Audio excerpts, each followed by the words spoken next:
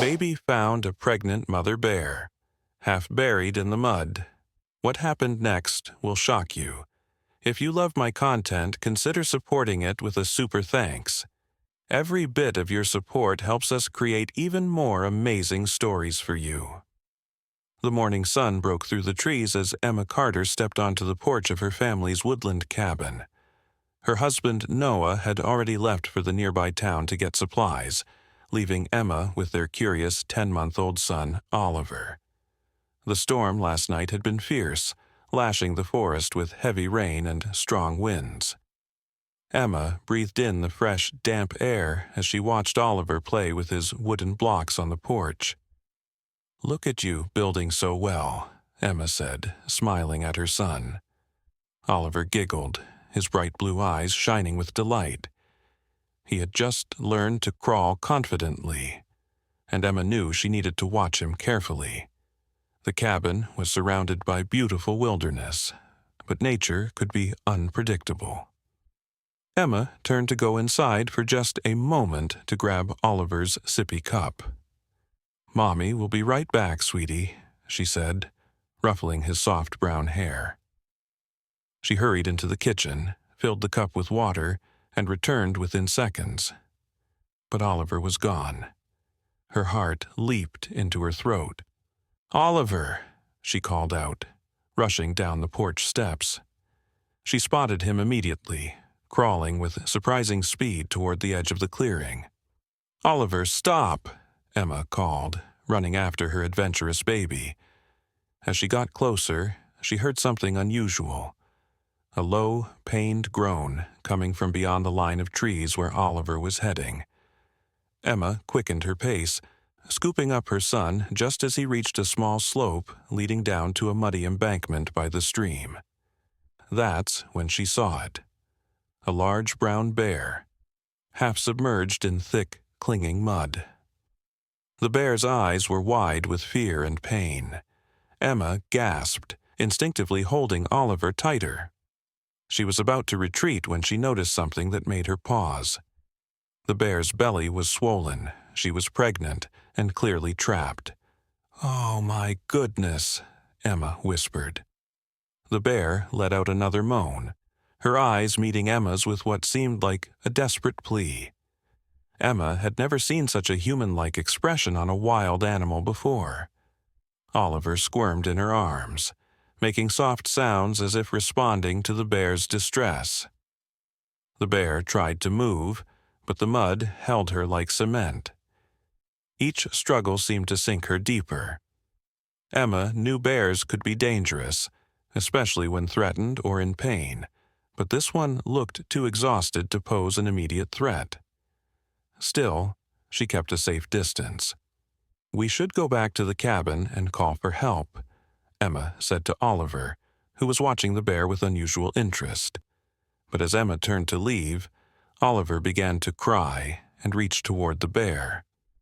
It was as if her baby understood something that she didn't. Rain began to fall again, light at first, then growing steadier. Emma looked at the trapped bear, then back at the cabin. Noah wouldn't be back for hours, and the forest ranger station was miles away. By the time help arrived, the rising stream water might reach the bear. The thought of the pregnant animal drowning while waiting for rescue was unbearable. Oliver continued to fuss, his little hands reaching out toward the struggling bear. Emma had always felt a connection to animals. It was why they had chosen to live in this remote cabin in the first place, and now she wondered if her son had inherited that same connection. "What do you see that I don't, Oliver?" Emma whispered, looking from her baby to the bear and back again. The bear's eyes seemed to follow their every movement, watchful but not aggressive. In that moment, something passed between them. Mother to mother. A silent understanding that transcended species. Emma knew she had to make a decision. The rain was falling harder now, and the stream was already beginning to rise. Whatever she was going to do, she needed to do it quickly, before it was too late for the trapped bear and her unborn cubs. Taking a deep breath, Emma placed Oliver carefully on a fallen log a safe distance away, where she could still see him. "Stay right there, sweetie," she whispered, though she knew he couldn't understand. She grabbed a large branch lying nearby and cautiously approached the bear. The massive animal watched her with those intelligent eyes, no longer struggling but breathing heavily. Emma estimated she was about 7 feet long, with thick brown fur now matted with mud. Up close, Emma could see why the bear was so stuck. The recent landslide had created a quicksand-like pit of mud and debris. The more the bear had struggled, the deeper she had sunk. "It's okay, girl," Emma said softly, her voice barely audible above the rain. "I'm going to try to help you." She wasn't sure if this was the bravest or the most foolish thing she had ever done. The bear made a low rumbling sound, but remained still, as if understanding Emma's intentions. Emma started digging around the bear's front paws with the branch, careful to keep her distance. The mud was thick and heavy, and progress was painfully slow. Her arms ached, and the rain soaked through her clothes, but Emma continued digging. She glanced back frequently to check on Oliver, who watched in silent fascination. After 20 minutes of exhausting work, Emma had managed to free one of the bear's front paws. The animal tried to pull herself forward, but the rest of her body remained trapped. Emma moved to work on the other paw, encouraged by the small progress. Suddenly, a crack of thunder boomed overhead, making Emma jump. Oliver began to cry, frightened by the loud noise. Emma's heart raced as she looked between her terrified child and the trapped bear. She needed to comfort Oliver, but leaving now might mean the bear would never escape. "Just a few more minutes," Emma said, more to herself than to the bear. She worked faster now, digging frantically around the bear's other paw. The rain intensified, turning into a downpour that made it hard to see. The stream water was rising rapidly, already lapping at the edge of the mud pit. Finally, the second paw came free. The bear made another attempt to pull herself out, but her hind quarters remained stuck. Emma knew she needed to do more, but Oliver's cries were becoming more desperate. She had to go to him. Just as Emma turned to retrieve her son, she slipped on the wet mud and fell hard, sliding down toward the bear. She landed just a few feet from the animal's massive head, her ankle twisting painfully beneath her. Emma froze, her breath caught in her throat. The bear could easily reach her now. The bear's dark eyes locked with hers, and Emma saw something unexpected, not aggression, but a shared understanding. For a moment, they were just two mothers, both vulnerable, both fighting to protect their young. Time seemed to stand still as the rain poured down around them. Then, to Emma's astonishment, the bear extended her freed paw toward her, as if offering help. It was such a human-like gesture that Emma nearly gasped.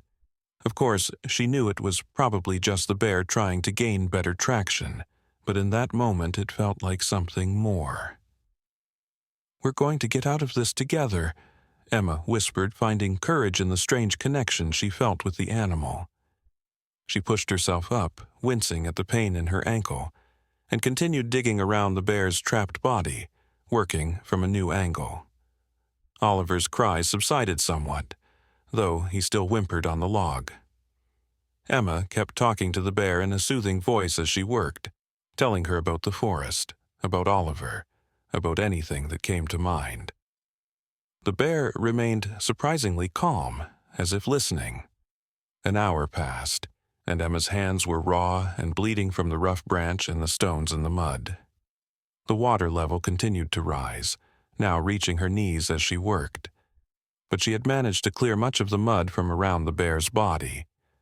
"One more big push," Emma encouraged, tapping the bear gently on her side with the branch. The bear seemed to understand, gathering her strength for another attempt. With a mighty heave, she pushed forward, her powerful muscles straining against the remaining mud. For a moment, nothing happened, and Emma's heart sank. Then, with a sucking sound, the bear lurched forward, freeing her hind legs from the mud's grip. She climbed onto more solid ground, shaking off the mud from her fur like a dog after a bath. Emma scrambled backward, suddenly aware of her vulnerability now that the bear was free. But the bear didn't run away. Instead, she turned to look at Emma, her eyes still holding that strange intelligence. She made a soft huffing sound that didn't seem threatening at all. Then, amazingly, she limped over to the fallen log where Oliver sat. "No!" Emma cried out, terror seizing her heart as she struggled to stand on her injured ankle. But before she could reach them, something extraordinary happened. The bear gently nuzzled Oliver with her snout, as if thanking him. Oliver, showing no fear at all, reached out and patted the bear's wet nose, giggling as if this was the most natural thing in the world. Emma stood frozen, unable to believe what she was seeing. The massive predator and her tiny son, sharing a moment of innocent connection that defied all natural laws. Then, as if satisfied with this exchange, the bear turned and lumbered away toward the deeper forest, leaving wet paw prints in her wake. Emma rushed to Oliver, scooping him up and checking him for any harm, but he was perfectly fine. He babbled happily, pointing in the direction the bear had gone. It was as if he understood exactly what had happened, even if Emma couldn't quite believe it herself. As they made their way back to the cabin, Emma's mind raced with questions. What had just happened? How could a wild bear behave with such apparent gratitude? Had she imagined the whole thing? Emma had just settled Oliver in his playpen and was changing into dry clothes when she heard the sound of a vehicle approaching. Noah was back earlier than expected. She limped to the door, eager to tell him about their incredible experience, though she wasn't sure he would believe her. Noah rushed in, his face pale with worry. "Emma, thank God you're both okay. I heard about the flash flood warning on the radio and came back as fast as I could. The bridge over Miller's Creek is already washed out." "We're fine," Emma assured him, hugging him tightly. "But you'll never believe what happened while you were gone." Noah listened with growing astonishment as Emma recounted her experience with the trapped bear. When she finished, he shook his head in disbelief. "Emma, do you realize how dangerous that was? That bear could have killed you both." "But she didn't," Emma insisted. "It was like she knew we were trying to help her. You should have seen the way she looked at me, Noah, the way she thanked Oliver." Noah sighed, running a hand through his hair. "Bears don't thank people, Emma. They're wild animals, not pets." "I know what I saw," Emma said firmly. There was something special about this bear. As if to prove her point, Oliver babbled excitedly from his playpen, making a gesture with his hands that looked remarkably like a bear's paws. Noah watched his son with a puzzled expression. "Has he been doing that since the incident?" Emma nodded. "He keeps making that gesture and pointing to the woods. It's like he's trying to tell us something about the bear." Noah knelt beside the playpen, watching Oliver curiously. "What are you trying to tell us, little man?" Oliver babbled again, making the paw gesture and then pointing to his own tummy, then to the window facing the forest.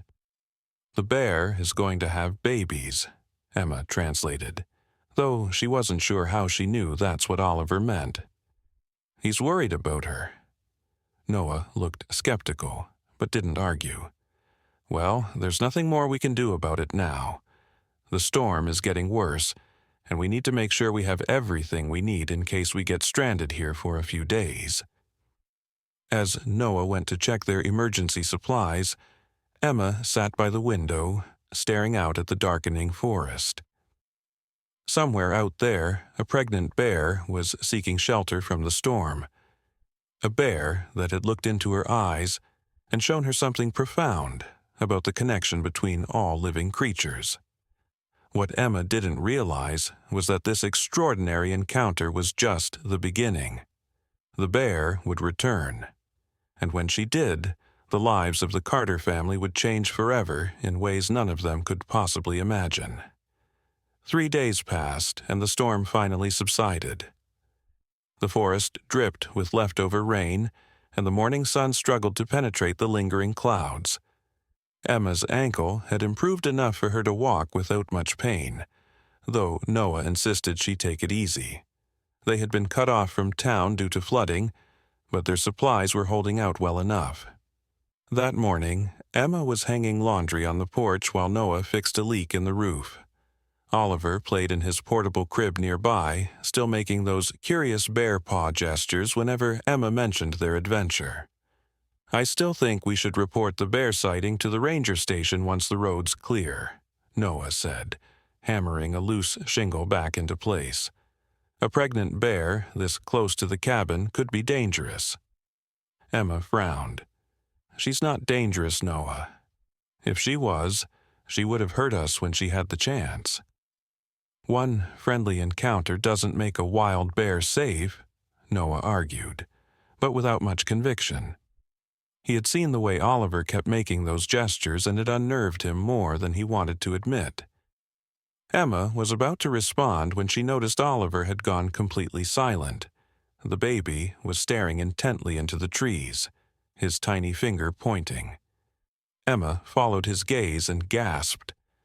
There, at the edge of the clearing, stood the bear. Even from a distance, Emma could tell it was the same one. She had a distinctive patch of lighter fur on her right shoulder.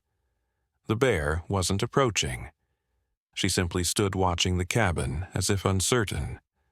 "Noah," Emma whispered urgently. "She's back." Noah nearly fell off the ladder in his haste to look.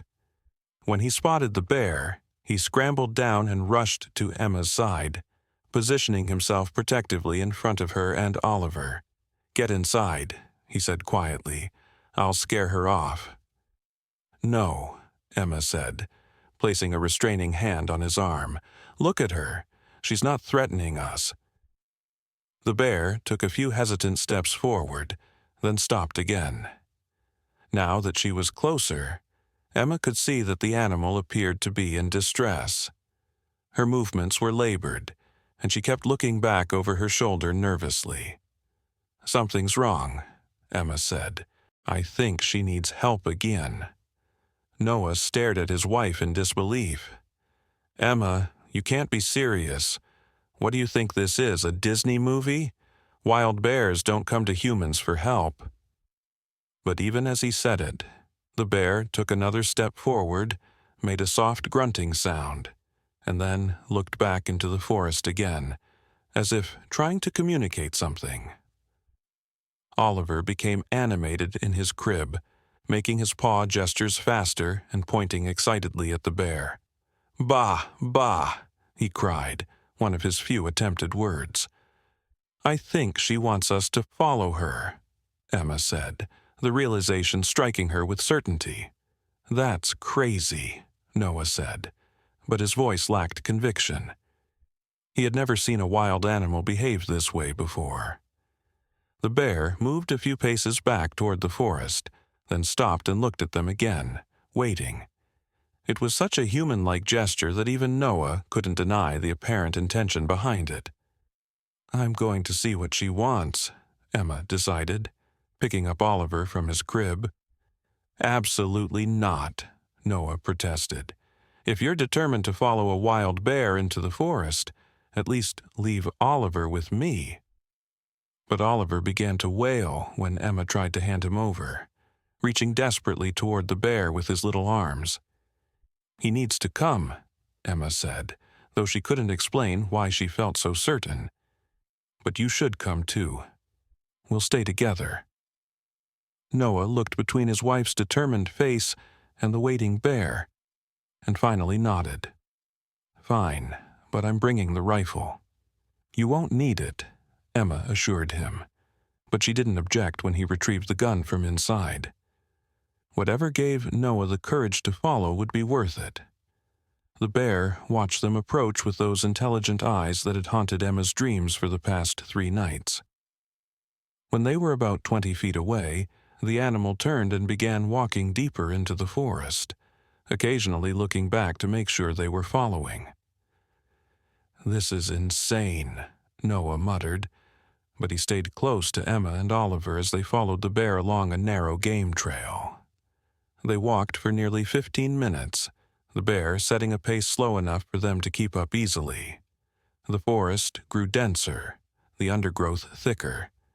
Emma had never ventured this far from the cabin before. Just as she was beginning to worry they were being led into a trap, the bear stopped at the edge of a small clearing. In the center of the clearing was an old, hollow log, partially collapsed on one side. From within came sounds that made Emma's heart skip a beat, the unmistakable whimpering of bear cubs. "Oh my God," she whispered, "she had her babies?" The mother bear approached the log and made a soft huffing sound.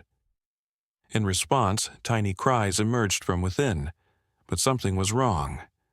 The mother bear paced anxiously, trying to reach into the log but unable to get to her cubs. "They're trapped," Emma realized. The log must have collapsed further after she placed them inside. Noah lowered his rifle, his expression softening as he took in the scene. "So, that's why she came back to us. She remembers you helped her before."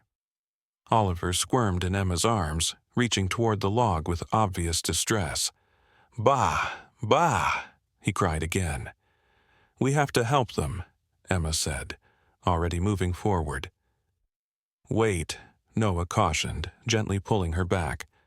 "Let me check it out first. I know more about structural integrity." The mother bear backed away as Noah approached the log, giving him space to work. It was such an unnatural behavior for a mother with cubs that Emma could hardly believe what she was seeing. The bear was trusting them, actually trusting humans with her most precious possessions. Noah examined the collapsed log carefully. "The whole thing could come down with the wrong move," he said after a minute. "But I think if we support this section here, I might be able to create an opening big enough for the cubs to get out." Emma set Oliver down on a soft patch of moss, keeping a close eye on him as she moved to help Noah. Together they gathered sturdy branches to prop up the sagging section of the log. The mother bear watched their every move, alert but not aggressive. With the supports in place, Noah carefully began removing smaller pieces of rotted wood from one end of the log. The cubs' cries grew louder, more desperate. After several tense minutes, Noah had created a small opening. "I can see them," he whispered excitedly. "There are 3 of them." Emma peered over his shoulder. Inside the dim hollow were 3 tiny bear cubs, their eyes barely open, their fur still damp from recent birth. They were huddled together, whimpering for their mother. "They're newborn," she gasped. "She must have had them right after we rescued her from the mud." "The log probably seemed like a safe den at the time," Noah said, working to widen the opening without disturbing the supports. She couldn't have known it would collapse. As they worked, Emma noticed Oliver had crawled closer to the mother bear. Before she could react, her heart in her throat, she saw the bear gently nudge Oliver with her nose, then lick his cheek. Oliver giggled, completely unafraid. "Noah," Emma whispered, pointing. Noah turned and froze at the sight of his son interacting with the massive predator. But the bear's body language was completely non-threatening, protective even, as if Oliver was another one of her cubs. "I've never seen anything like this," Noah murmured. "It's like they have some kind of bond." With one final effort, Noah widened the hole enough for the cubs to escape. He backed away quickly, rejoining Emma a safe distance from the log. The mother bear approached, sniffing at the new opening. She reached in with one paw, gently scooping one tiny cub toward the exit. One by one, 3 cubs emerged from the log. Tiny, vulnerable creatures no bigger than small puppies. The mother bear gathered them close, licking them thoroughly as they squeaked and squirmed. It was a moment of such pure maternal devotion that Emma felt tears spring to her eyes. Oliver watched in fascination, making soft cooing sounds. Amazingly, the mother bear then picked up one of her cubs by the scruff and carried it over to where Oliver sat. She placed the cub down just inches from the baby, as if making an introduction. "She's showing us her babies," Emma whispered, awestruck. "She's thanking us." The tiny cub squirmed toward Oliver, its eyes barely able to focus. Oliver reached out one gentle finger and touched the cub's fur. The mother bear watched calmly, making no move to stop this extraordinary interaction. After a moment, she retrieved her cub and returned it to its siblings. Then, with a final look at the human family, she began to lead her 3 cubs away into the deeper forest. "Wait," Noah called suddenly. He fumbled for his phone and snapped several quick pictures of the departing bear family. No one would ever believe this without evidence. As they watched the bears disappear into the trees, Oliver made his bear paw gesture one last time, as if saying goodbye. Emma held her son close, overwhelmed by the miraculous experience they had just shared. "Let's go home," Noah said softly, putting his arm around Emma's shoulders. "We have quite a story to tell when the road's clear." But as they turned to head back to the cabin, Emma spotted something unusual on the ground where the mother bear had stood. A perfect paw print pressed into the soft soil, surrounded by 3 tiny cub prints. Without saying anything, she knelt and pressed her own hand into the soil beside them, creating a permanent record of this incredible connection. "Do you think we'll ever see them again?" she asked Noah as they walked back through the forest. "I don't know," he admitted. "But I do know that what we just witnessed was something special, something most people would never believe." Emma nodded, looking down at Oliver, who had fallen asleep in her arms, exhausted from the adventure. "They'll believe it," she said confidently, "because we have the proof right here."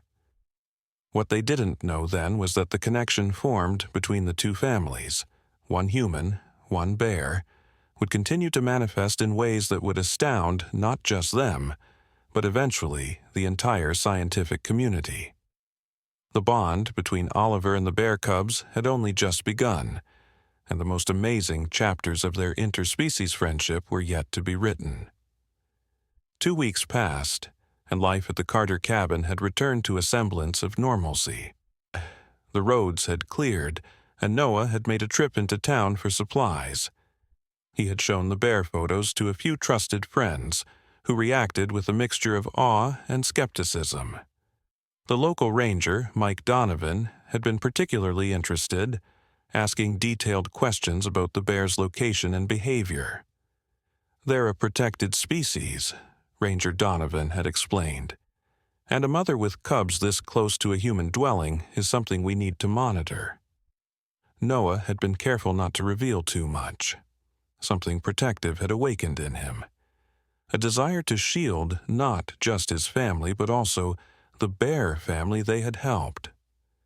At home, Emma noticed that Oliver had developed some curious new behaviors. He would often crawl to the window facing the forest and stay there for long periods, watching and waiting. At night, he sometimes woke crying, making his bear paw gestures until Emma took him to the window to look outside. It was as if he was searching for his animal friends. "Do you think he misses them?" Emma asked Noah one evening as they watched Oliver pressed against the glass, his tiny hands splayed on the window pane.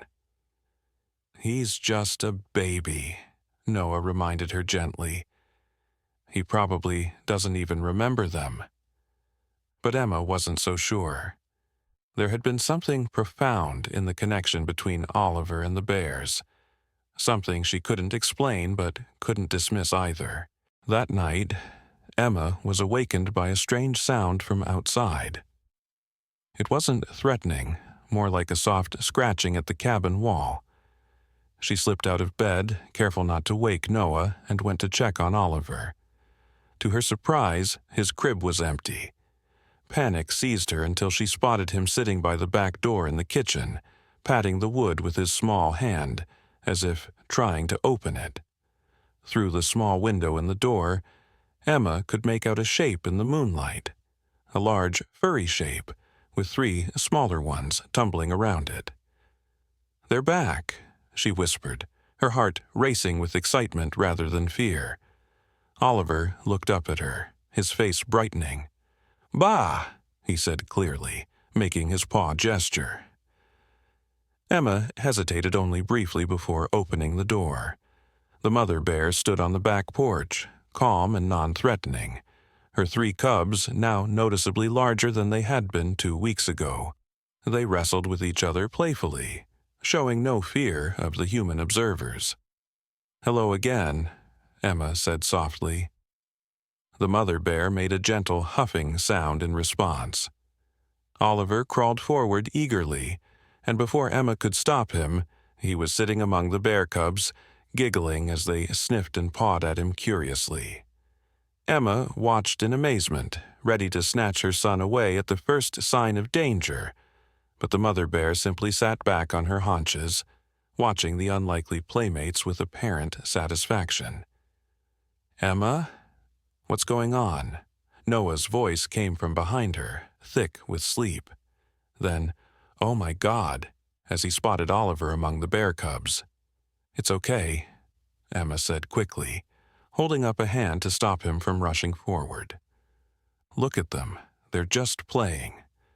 Noah stood frozen in the doorway, watching as his infant son gently patted a bear cub on the head, the cub responding by rolling onto its back like a puppy. The other cubs clambered over Oliver's legs, their movements careful, as if they somehow knew to be gentle with the human baby. "This isn't normal, Emma," Noah whispered, though the wonder in his voice outweighed the concern. "Wild bears don't behave like this." "These aren't just any bears," Emma replied, her eyes never leaving the extraordinary scene before them. "There's something special happening here." For nearly 20 minutes, they watched the improbable playdate unfold on their back porch. Oliver showed no fear whatsoever, and the bear cubs treated him like one of their own. The mother bear remained vigilant but relaxed, occasionally glancing at Emma and Noah as if to reassure them that all was well.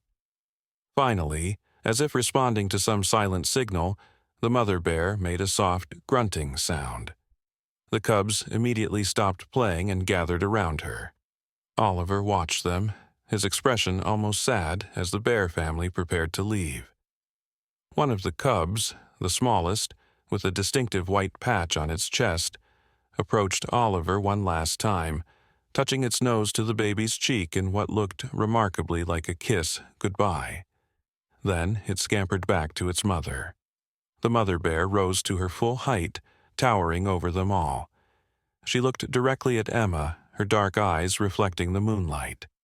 Then, to Emma's astonishment, the bear dipped her head slightly, in what could only be described as a bow, before turning and leading her cubs back into the forest. "Did you see that?"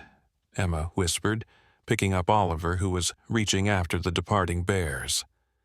Noah nodded, his expression a mixture of awe and confusion. "I saw it, but I still don't believe it." As they returned inside, locking the door behind them, Noah ran his hands through his hair in agitation. "Emma, we need to think about what's happening here. This isn't just a cool nature experience anymore. I don't even know what this is."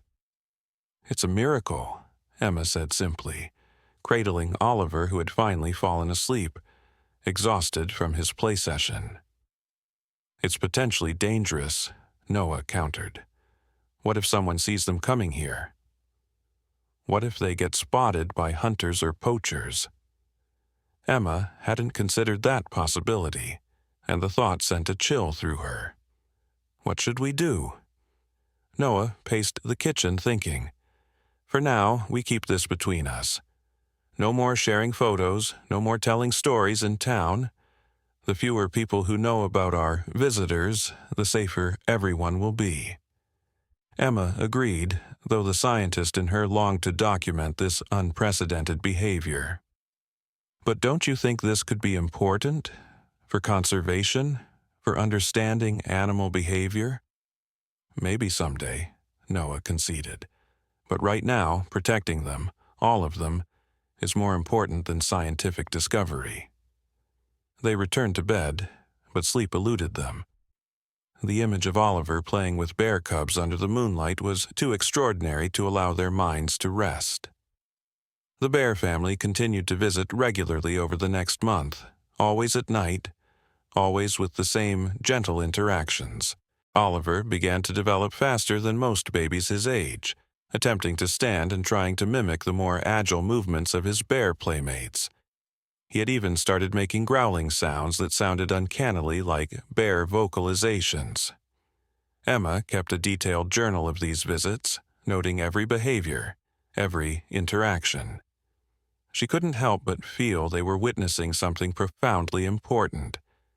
A challenge to everything scientists thought they knew about the divide between humans and wild animals. Then, one rainy evening in late spring, their secret was discovered. Emma and Noah were on the back porch with Oliver, watching him interact with the bears, when headlights swept across the front of the cabin. A vehicle was coming up their long driveway. "Take Oliver inside," Noah said urgently. "I'll try to get the bears back into the forest." But it was too late. The car had already stopped, and they could hear a door slam. Ranger Mike Donovan's voice called out, "Noah? Emma? Are you folks home?" Before they could react, Ranger Donovan had walked around the side of the cabin and stopped dead in his tracks.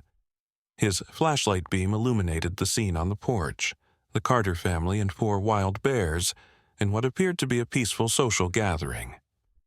"What in the name of—" Donovan whispered, his hand instinctively moving to the tranquilizer gun on his belt. "Don't!"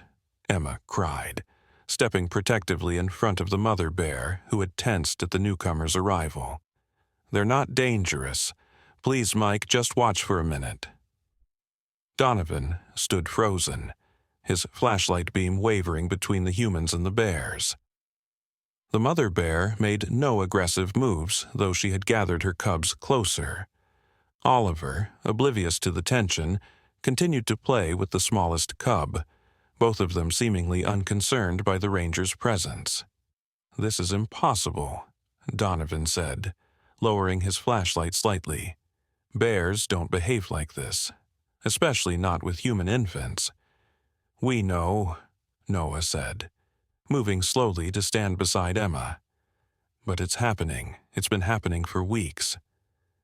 As if to prove their point, the cub with the white chest patch rolled onto its back, allowing Oliver to rub its belly. The mother bear watched calmly, making no move to intervene.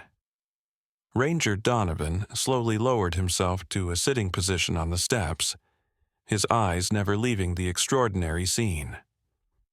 "I've been a wildlife ranger for 23 years, he said quietly.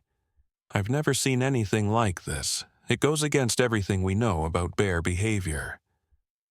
We think it started when I rescued the mother from the mud pit," Emma explained, briefly recounting their first encounter.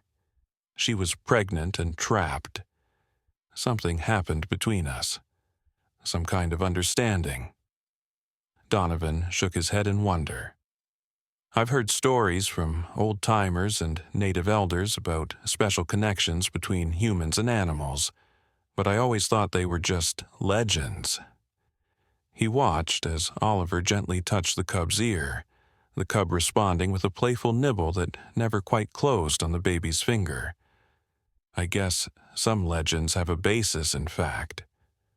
For over an hour they sat in silence, watching the unlikely playmates. Finally, Donovan spoke again, his voice thoughtful. You know, this can't stay a secret forever. Noah tensed. We're worried about their safety. If poachers found out... I understand, Donovan interrupted. But this could be important for conservation, for changing how people think about bears, about wildlife in general. He gestured toward Oliver and the cubs. What's happening here could change hearts and minds. Emma and Noah exchanged a look. They had discussed this very point many times over the past weeks. What do you suggest? Emma asked cautiously. Donovan thought for a moment. I have a friend at the university, Dr. Sarah Chen. She's a wildlife biologist who specializes in bear behavior. I trust her completely. Let me bring her here just once to observe. If she thinks this should remain private, I'll respect that decision. Noah hesitated, but Emma squeezed his hand. I think he's right, she said softly. What if this connection could help other bears, other wildlife? Don't we have a responsibility to at least explore that possibility? After a long moment, Noah nodded. One visit, he agreed. But we need your word that you'll protect them, all of them, if anything goes wrong. You have it, Donovan promised solemnly. And I'll make sure Dr. Chen understands the sensitivity of the situation. As if sensing the conclusion of their discussion, the mother bear rose to her feet. With gentle nudges, she gathered her cubs, including the one still playing with Oliver. The baby made a soft sound of protest as his playmate left, reaching out with both hands. The mother bear approached Oliver one last time, gently nuzzling the top of his head. Then she turned and led her family back into the darkness of the forest. Remarkable, Donovan breathed. Absolutely remarkable. As they watched the bears disappear among the trees, Emma felt a strange mixture of pride and anxiety. Their private miracle was about to become known to others. She could only hope that those others would treat it with the respect and wonder it deserved. What none of them realized was that Dr. Chen's visit would set in motion a chain of events that would not only change their lives forever, but would challenge humanity's understanding of its place in the natural world.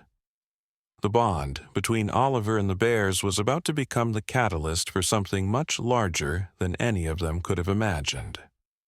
Dr. Sarah Chen arrived 3 days later, her face a mask of professional skepticism, despite Ranger Donovan's enthusiastic descriptions. She was a small woman with intelligent eyes behind wire-rimmed glasses, her long, dark hair pulled back in a practical ponytail.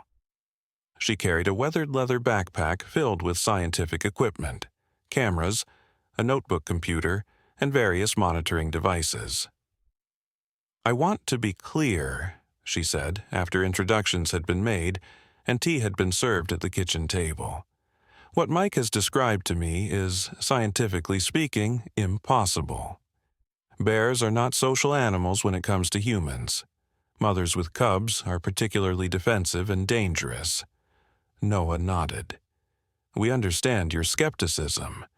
If I hadn't seen it with my own eyes, I wouldn't believe it either. When do you expect them to visit again? Dr. Chen asked, checking her equipment.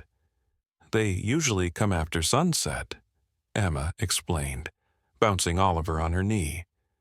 The baby was unusually fussy today, constantly looking toward the back door.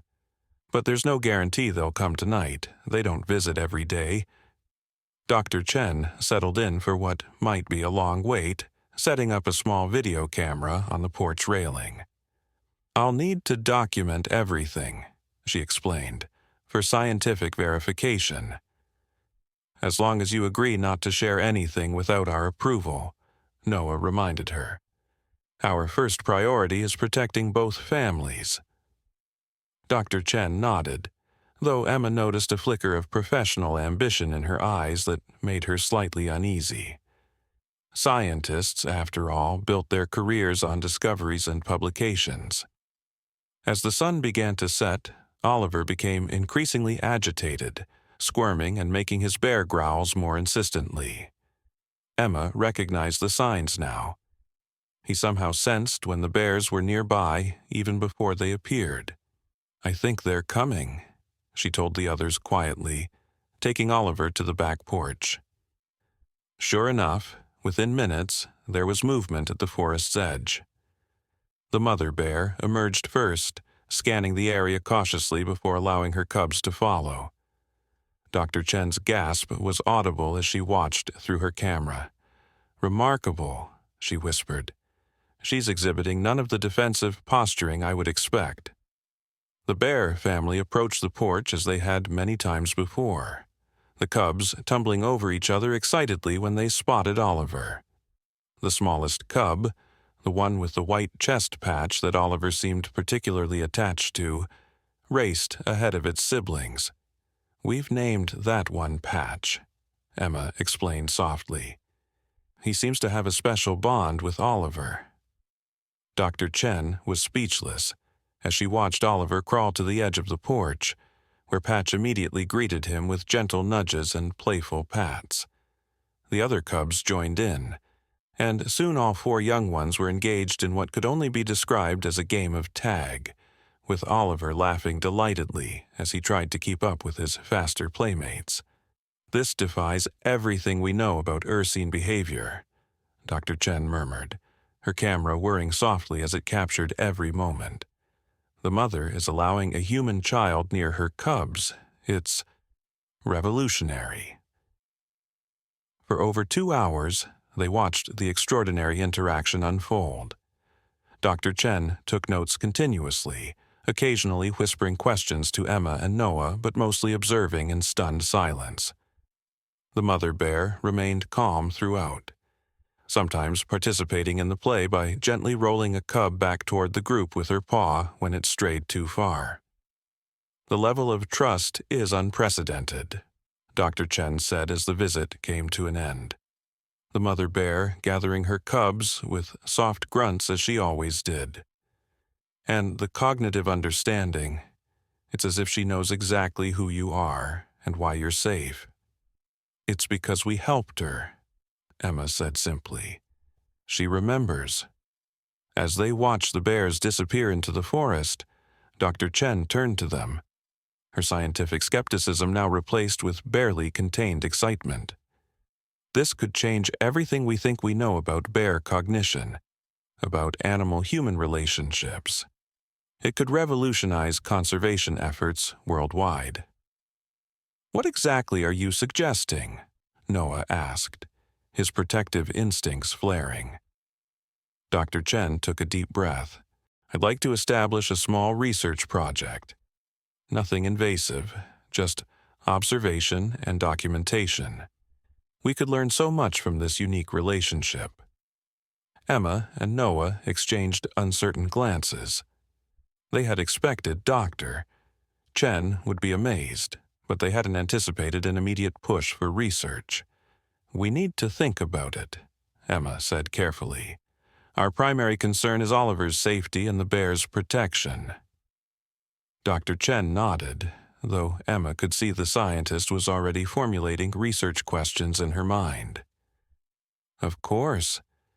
Take all the time you need, but please consider the potential benefits, not just for science, but for bears everywhere. If we could demonstrate this level of cognitive ability, this capacity for cross-species bonding, it could transform how humans view bears. It could lead to better protection, more conservation funding, a total shift in public perception." It was a compelling argument, and one that resonated with Emma's own scientific background. The possibility that their unique experience could help wildlife conservation was tempting. "We'll discuss it," Noah promised as they walked Dr. Chen back to her car. "But whatever we decide, this stays between us for now." Dr. Chen agreed, though somewhat reluctantly. As she drove away, Emma couldn't shake the feeling that their private miracle was about to become something much bigger, for better or worse. That night, after Oliver was asleep, Emma and Noah sat on the porch swing, discussing their options.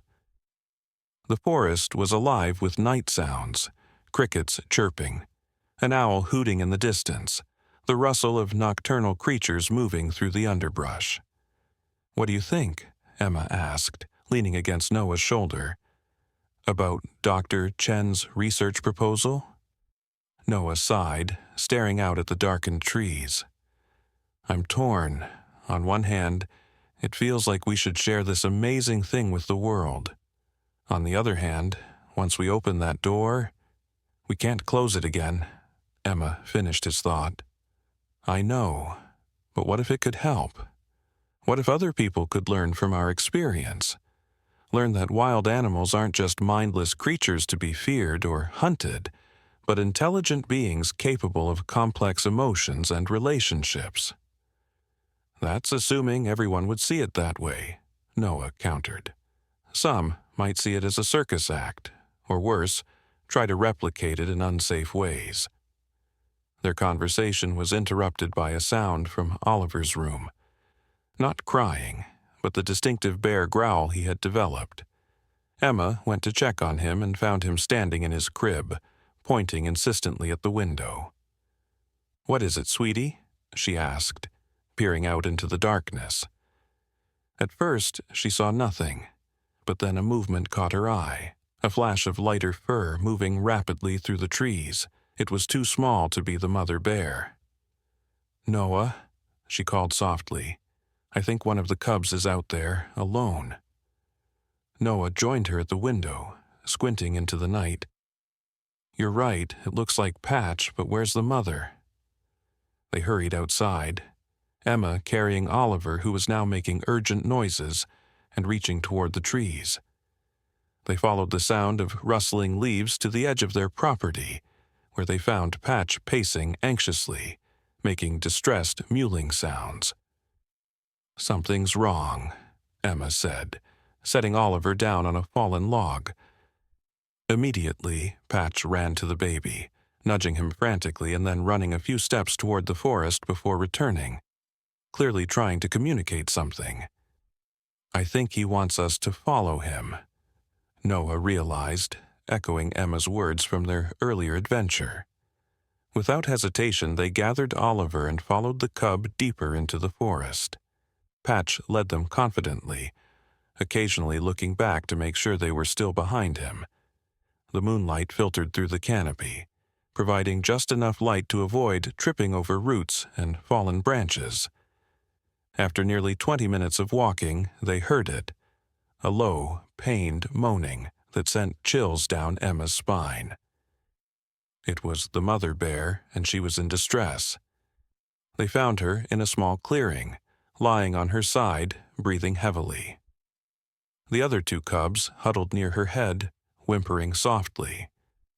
As they approached, Emma could see dark stains on the bear's shoulder and flank, blood glistening in the moonlight. "She's been shot," Noah whispered, his voice tight with anger. "Poachers, probably." Emma knelt beside Oliver, who was reaching toward the injured bear with obvious distress.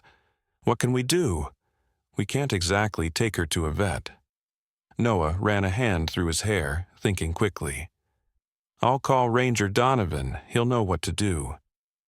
As Noah stepped away to make the call, Emma moved cautiously closer to the bear, speaking in soft, soothing tones. "It's okay, girl. We're going to help you again. Just stay calm." To her amazement, the bear made no aggressive moves despite her pain and vulnerability. If anything, she seemed relieved by their presence, her eyes following Emma with that same intelligent awareness they had come to recognize. Oliver squirmed out of Emma's arms and crawled directly to the bear's head, placing his tiny hand on her broad forehead. The mother bear closed her eyes, a shuddering breath escaping her. The cubs gathered around Oliver, as if drawing comfort from his presence. "He's incredible," Emma whispered, watching her son fearlessly comfort the massive predator. "It's like he understands exactly what she needs." Noah returned, his expression grim. "Donovan's on his way with Dr. Chen. They have tranquilizers and medical supplies, but it's going to take them at least an hour to get here." "She might not have an hour," Emma said, noting the bear's increasingly labored breathing. "We need to do something now." Noah hesitated only briefly before nodding. "I have a first aid kit in my backpack. It's not designed for bears, but principles of wound treatment are universal, right?" Together, they worked to clean and bandage the bear's wounds as best they could. The bullet had gone through her shoulder, missing vital organs but causing significant blood loss.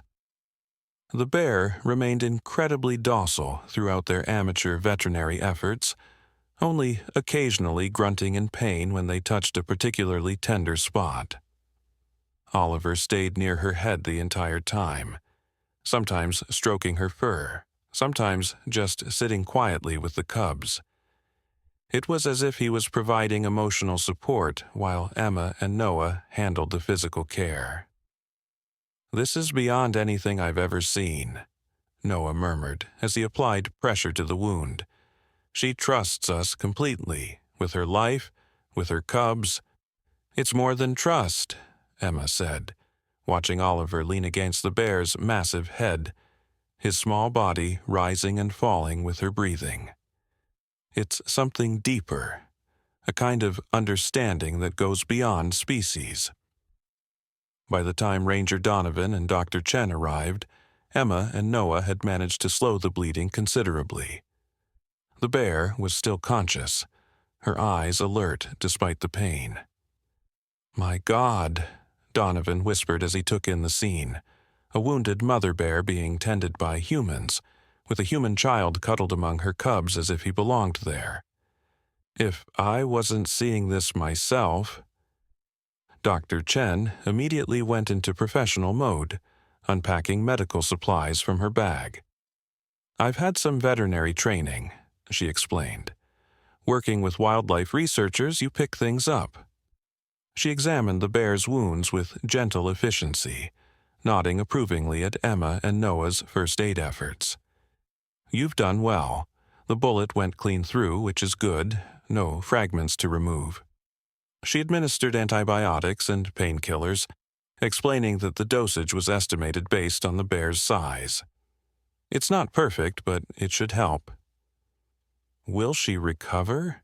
Emma asked anxiously, watching as Dr. Chen applied proper bandages to the wounds. "Bears are incredibly resilient," Dr. Chen said, "and she has something many injured wild animals don't have: help. With proper care, yes, I believe she has a good chance. But she can't stay here in the open," Ranger Donovan pointed out. "If poachers found her once, they might come back, and a wounded bear can't protect her cubs effectively." "What if we brought her to our cabin?" Emma suggested. "Just temporarily, until she's stronger." Noah stared at her in disbelief. "Emma, that's crazy. She's a full-grown wild bear." "Who trusts us completely?" Emma countered. "And who needs our help? Where else can she go?" Dr. Chen and Ranger Donovan exchanged uncertain glances. "It's unprecedented, Doctor," Chen admitted. "But then, everything about this situation is unprecedented." Oliver, sensing the debate, looked up at them with those innocent blue eyes, then deliberately placed his hand on the bear's muzzle. The bear responded by gently licking his fingers. "I think the decision has been made," Ranger Donovan said softly, gesturing to the unlikely pair. "The question is, how do we move a 300-pound injured bear through the forest?" It took all 4 adults working together with ropes and a tarp fashioned into a makeshift stretcher to transport the mother bear back to the Carter cabin. The cubs followed anxiously, with Patch staying especially close to Oliver, who was carried by Emma. By dawn, they had settled the bear in the Carters' detached workshop, which Noah hastily cleared of tools and materials to create a suitable recovery space. Fresh straw and blankets made a comfortable bed, and a large bowl of water was placed within easy reach. The cubs explored their temporary home with cautious curiosity, never straying far from their mother. Oliver insisted on staying with them, throwing a rare tantrum when Emma tried to take him back to the house for breakfast. "I've never seen him like this," she told Noah as Oliver screamed and reached toward the workshop. "It's like he physically can't bear to be separated from them." "Maybe, just for today," Noah suggested, exhausted from the night's events. "Until the bear is stabilized, he might sense that she needs him." Emma relented, bringing Oliver's breakfast to the workshop instead. The baby immediately calmed once he was back with his bear family, sitting contentedly among the cubs as they all shared a meal. Oliver with his porridge, the cubs with berries and nuts that Dr. Chen had brought. "I'm documenting everything, Doctor," Chen told them, her camera recording the extraordinary scene. "With your permission, of course. This could be the most significant interspecies bond ever recorded." Emma watched her son, now attempting to feed one of his berries to Patch, who accepted it delicately from his tiny fingers. "I'm beginning to think that's exactly what it is," she agreed softly. "But I'm not sure the world is ready for it." Over the next week, the mother bear's condition improved steadily under Dr. Chen's care. The scientist visited daily, bringing medications and special food supplements, while using the opportunity to observe and document the unique relationship between the human and bear families. "Her recovery is remarkable," Dr. Chen reported on the 5th day. "She's healing faster than I would have predicted, and the cubs are thriving despite the unusual environment." What was most astonishing was how the bears had adapted to living in close proximity to humans. The mother bear was unfailingly gentle, especially around Oliver. The cubs had begun to respond to simple verbal commands from Emma and Noah, coming when called, and even learning to be careful with their claws around human skin. Oliver, meanwhile, continued to develop unusually fast for his age. He had begun walking steadily, encouraged by his desire to keep up with the cubs.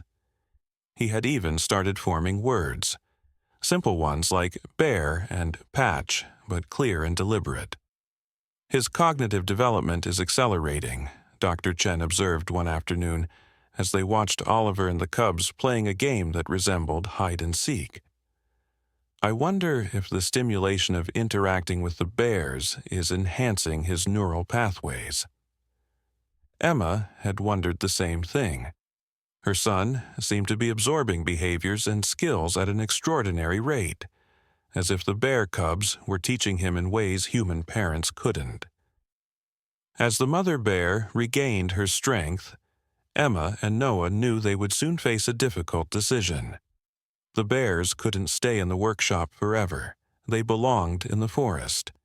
But the bond between Oliver and the bears had grown so deep that separation seemed almost cruel. The decision was made for them on the 10th day, when Ranger Donovan arrived with troubling news. "There's been increased poaching activity in the area," he reported grimly, "and rumors are starting to spread about a miracle bear living near a human dwelling. It's not safe for them here anymore." Emma felt her heart sink. Where can they go? If poachers are active in these woods... "I've been discussing options with my superiors," Donovan said. "There's a wildlife sanctuary about 100 miles north of here. It's remote, protected, with plenty of natural bear habitat. They'd be safe there. But we'd never see them again," Emma said, her voice breaking as she watched Oliver and the cubs sleeping in a pile on the workshop floor, limbs and bodies intertwined in innocent trust.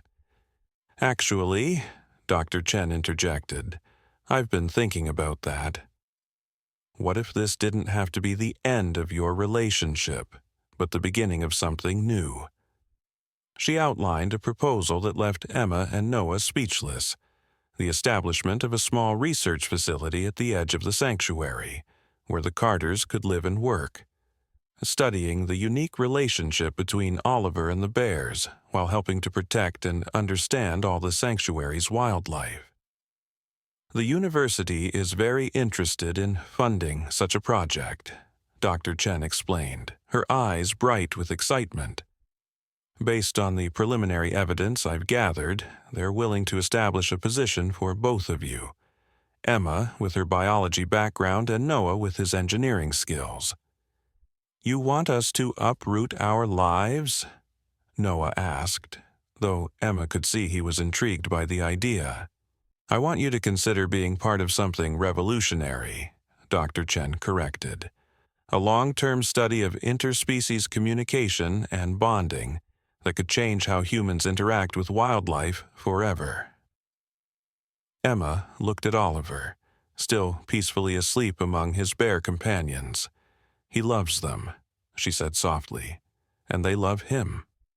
I don't know if I could take that away from him, even if it would be safer. That night, as they discussed their options, the mother bear watched them from her straw bed, her intelligent eyes following their conversation as if she understood the gravity of the decisions being made. What do you think she wants? Noah asked suddenly, gesturing toward the bear. Emma considered the question seriously. I think she wants what any mother wants: safety for her children, a good life.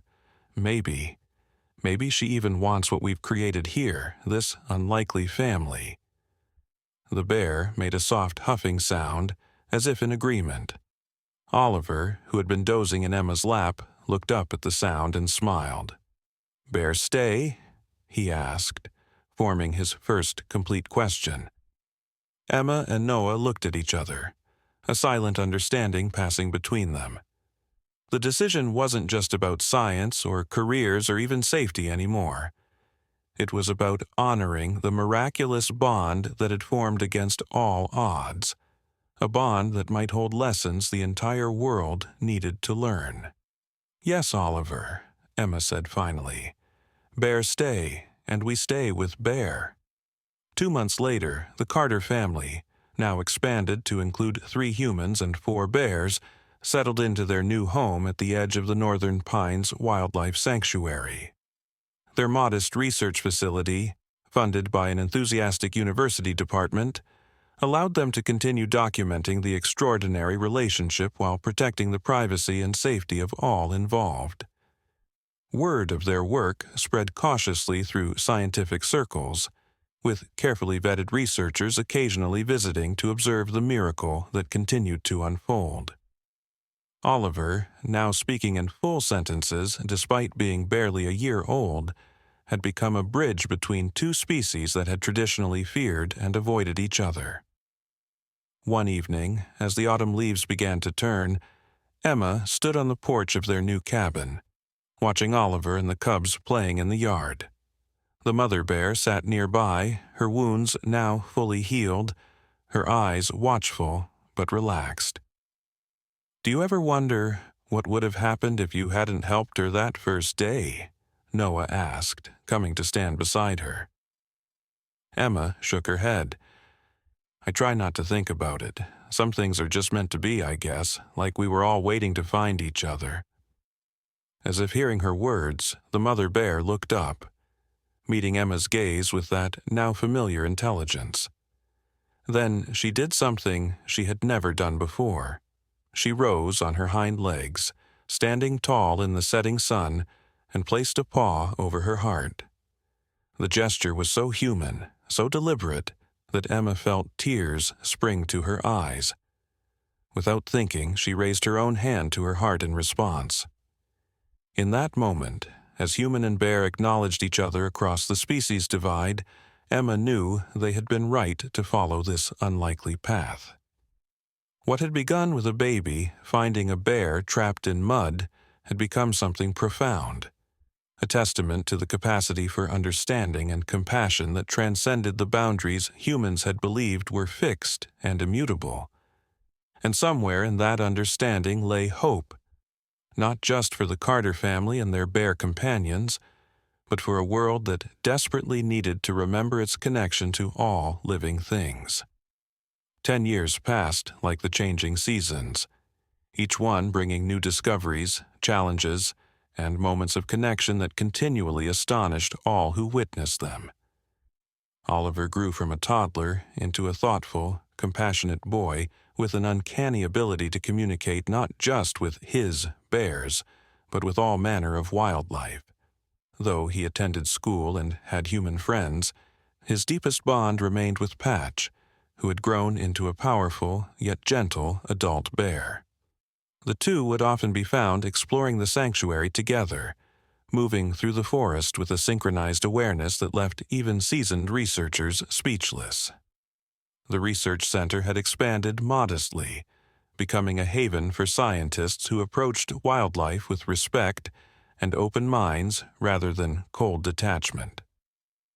Emma had published several groundbreaking papers on interspecies communication, while Noah had designed innovative, non-invasive monitoring systems that allowed them to study wildlife without disturbing natural behaviors. But it wasn't all scientific discovery and harmonious coexistence. There had been difficult moments, times when the natural world asserted its wildness in ways that tested their resolve. The mother bear, whom they had come to call Luna, had nearly abandoned the sanctuary during her first mating season after their arrival. For 3 agonizing weeks, she had disappeared into the deepest parts of the forest, leaving her now independent cubs behind.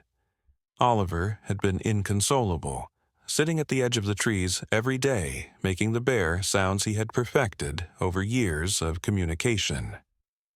Emma and Noah had feared that nature's call had finally proven stronger than the unusual bond they had formed. But on a misty morning in late spring, Luna had returned, thinner but healthy, her intelligent eyes finding Oliver first as she emerged from the forest. The boy had run to her without hesitation, burying his face in her fur as he had done since infancy, and something in Emma's heart had finally settled. Some bonds, it seemed, truly were unbreakable. Now, on Oliver's 11th birthday, the family had gathered at their favorite clearing, a meadow filled with wildflowers where the bears loved to forage and play. A small celebration had been prepared, with a simple cake for the humans and honey-drizzled berries for their ursine family members. Luna, now showing the first gray hairs around her muzzle, lay contentedly watching the proceedings.